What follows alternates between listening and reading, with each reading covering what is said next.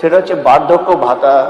যদি sir minimum 3000 করেও আমাদের করে দেওয়া। বার্ধক্য ভাতা নিয়ে বড় খুশির খবর।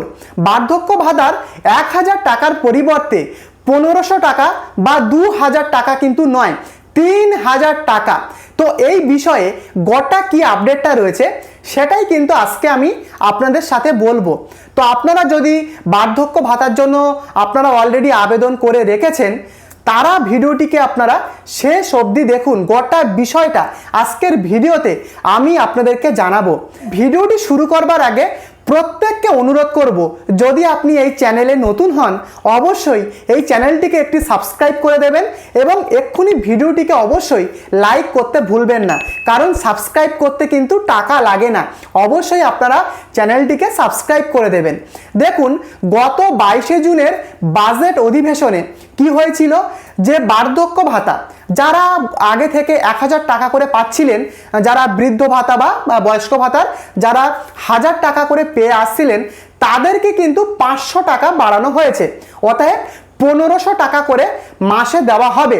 এই নিয়ে কিন্তু দেখুন, এই নিয়ে কিন্তু যে আমাদের রাজ্যের যে ভারতীয় জনতা পার্টির সরকার, তারা কিন্তু ভোট হবার আগে বিভিন্ন জনসভা মঞ্চ থেকে তারা বলেছিলেন যে তারা যদি ভোটে জেতে তাহলে তারা 1000 টাকার পরিবর্তে সেই টাকাটাকে ডবল অর্থাৎ দ্বিগুণ করে 2000 টাকা করে দেওয়া হবে। কিন্তু গত 22শে জুনের বাজেট অধিবেশনে সেটা কিন্তু হয়নি, ফলে অনেকেই কিন্তু মনক্ষুণ্ণ হয়েছে, অনেকেই কিন্তু সেই নিয়ে প্রশ্ন তুলেছে, তাহলে কেন 2000 টাকার পরিবর্তে 1500 টাকা করে কেন দেওয়া হচ্ছে? কারণ তারা তো বলেছিল ভোটে জিতলে 2000 টাকা করে দেওয়া হবে। তো এই নিয়ে কিন্তু অনেকে অনেক রকমের প্রশ্ন তুলেছে। তবে কিন্তু একটা নতুন খবর উঠে আসছে। দেখুন, আমাদের রাজ্যের ডক্টর বিজন ভট্টাচার্য, যিনি পশ্চিম বর্ধমানের জামুরিয়ার বিধায়ক, তিনি কিন্তু বিধানসভাতে তিনি এই নিয়ে প্রশ্ন তুলেছেন। কি প্রশ্ন তুলেছেন? যে তিনি বলেছেন যে বার্ধক্য ভাতার টাকাটা সেটা যেন 1500 টাকার পরিবর্তে 3000 টাকা করা হয়, 3000 টাকা করা হয়। তো এই যে প্রশ্নটা তিনি তুলেছেন, এই নিয়ে কিন্তু আমি খুবই খুশি, কারণ সত্যি কথা বলতে যারা বৃদ্ধ মানুষ, যাদের গায়ে সেই রকম ক্ষমতা নেই যে অন্যরকম কিছু একটা করবে, তাদের ক্ষেত্রে কিন্তু অবশ্যই 3000 টাকার যে দাবি, সেটা কিন্তু আমি এই নিয়ে খুবই খুশি। কেন কি, আপনারা হয়তো দেখেছেন যে অন্নপূর্ণা ভাণ্ডার প্রকল্পে যারা 1500 টাকা বা 1700 টাকা পাচ্ছিলেন, তাদের কিন্তু সেই টাকাটা প্রায় বলতে গেলে দ্বিগুণ করা হয়েছে, 3000 টাকা করে দেওয়া হচ্ছে অন্নপূর্ণা যোজনায়, এবং সেটা কিন্তু অনেকেই পাচ্ছে।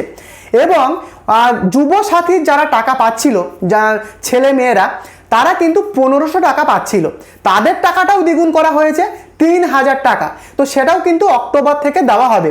তবে এই নিয়ে ডক্টর বিজন ভট্টাচার্য তিনি বিধানসভায় কিন্তু এই নিয়ে প্রশ্ন তোলেন যে যদি অন্নপূর্ণা যোজনা বা যুব শক্তির 3000 টাকা করা হয়, তাহলে বৃদ্ধ মানুষেরা কেন 3000 টাকা পাবে না? কারণ অন্নপূর্ণা যোজনা বা যুব শক্তিতে যারা টাকাটা 3000 টাকা পাচ্ছে, তারা তো মানে তাদের গায়ে সেই ক্ষমতা রয়েছে বা অন্য কিছু করেও তারা ইনকাম করতে পারবে, কিন্তু বৃদ্ধ মানুষেরা তাদের গায়ে তো সেই ক্ষমতা নেই যে তারা অন্য কিছু একটা করবে বা অন্য কিছু, তাদের কিন্তু অন্যের উপরে ভরসা করে থাকতে হয়, এবং বিভিন্ন রকমের মেডিকেল, ডক্টর, আরও বিভিন্ন রকমের খরচাও কিন্তু রয়েছে।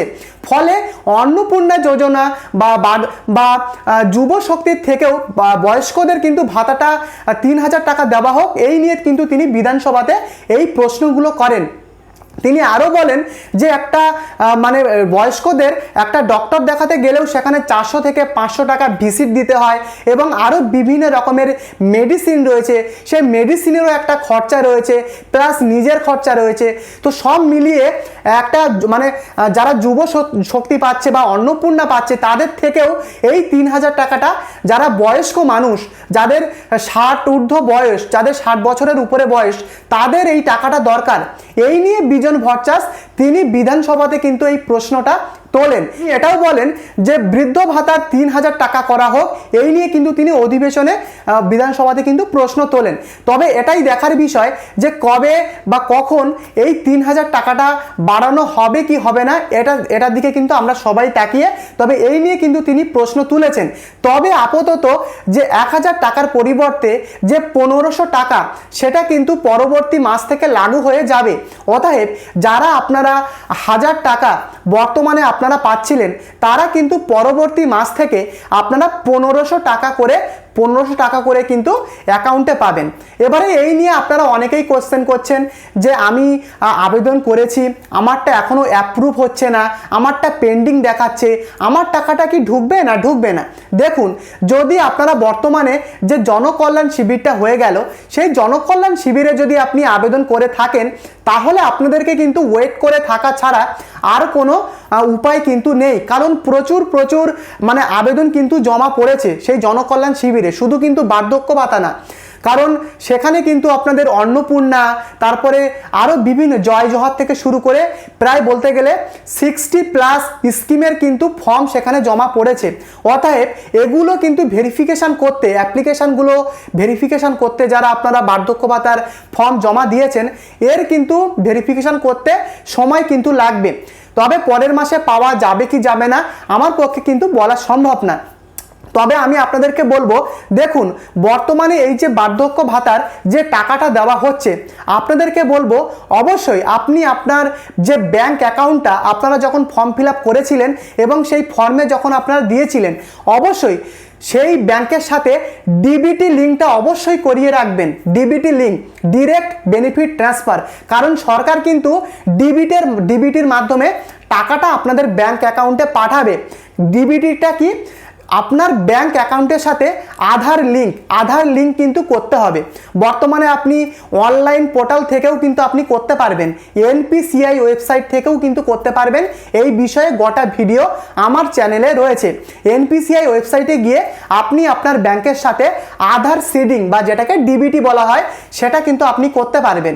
আর যদি আপনি নাও করতে পারেন, আপনি হয়তো অনলাইনের কাজবাজ জানেন না, সেক্ষেত্রে কিন্তু আপনার যে ব্যাংক রয়েছে হোম ব্রাঞ্চ, সেই হোম ব্রাঞ্চে গিয়ে আপনি কিন্তু আপনার ব্যাংক অ্যাকাউন্টের সাথে ডিবিটি লিঙ্কটা করিয়ে নিতে পারবেন। এখানে কিন্তু আপনাদের আধার কার্ড এবং 2 থেকে 3 কপি পাসপোর্ট সাইজ ফটো দিলেই হয়ে যাবে এবং ব্যাংকের পাসবুকটাও আপনারা সাথে নিয়ে যাবেন। ডক্টর বিজন ভট্টাচার্য তিনি যে এই প্রশ্নটা তুলেছেন, যদি 3,000 টাকাটা সত্যিকারের যারা বৃদ্ধ রয়েছে তাদেরকে যদি দেওয়া হয়, সত্যি আমি কিন্তু খুবই খুশি হব। কারণ সত্যি টাকাটা কিন্তু ওনাদের দরকার, কারণ যা বর্তমান বাজার দ্রব্যমূল্য যা বেড়েছে, সত্যি কথা বলতে একটা ডাক্তার দেখাতে গেলেও কিন্তু অনেক খরচা রয়েছে। তবে 3,000 টাকাটা কবে দেবে কি দেবে না সেটা কিন্তু পরবর্তী বিষয়, হয়তো দেবে পরবর্তী বাজেটে, হতেও পারে আগামী বছর 2027 সালের দিকে। তো এই কিন্তু গোটা বার্ধক্য বিষয়ের মেন আপডেট। যদি আপনাদের ভিডিওটি ভালো লাগে বা উপকারে আসে, প্রত্যেককে অনুরোধ করব আপনারা অবশ্যই চ্যানেলটিকে সাবস্ক্রাইব করে দেবেন, সাথে ভিডিওটিকে অবশ্যই একটি লাইক করতে ভুলবেন না। দেখা হচ্ছে পরবর্তী ভিডিওতে। ধন্যবাদ।